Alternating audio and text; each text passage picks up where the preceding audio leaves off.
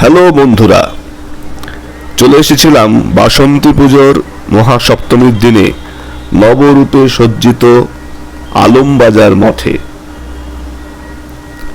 অসামান্য সুন্দর লাগছে মঠটিকে। কয়েকদিনের মধ্যেই রামকৃষ্ণ মিশন এটি অধিগ্রহণ করে তার ভৌলি পাল্টে দিয়েছে। মহাসপ্তমীর আরতি চলছিল। আমি আর আমার সঙ্গে ছিল আমার নতুন ক্যামেরাম্যান শুভজিৎ গড়াই। সম্রাটের অস্থির আত্মার বোধহয় প্রথম কাজ, তা আমরা দুজন মিলে যাচ্ছিলাম এবং প্রচুর ভক্ত সমাগম হয়েছিল। সন্ধ্যারতি চলছিল তখন।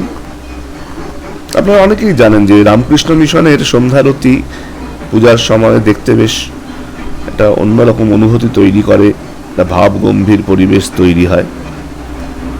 এই বাসন্তী পূজাই কিন্তু আমাদের প্রাচীন দুর্গা পূজা এবং সঠিক সময়ের দুর্গা পূজা, কালের পূজা আর কি।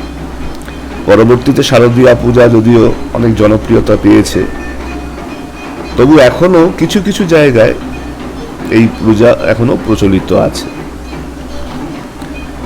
তেমন একটি জায়গা এই আলমবাজার মঠ বরানগরে। আপনারা সময় পেলে আসবেন, এখানে একদম 4-5 দিন ধরে ধুমধাম করে পুজো চলছে।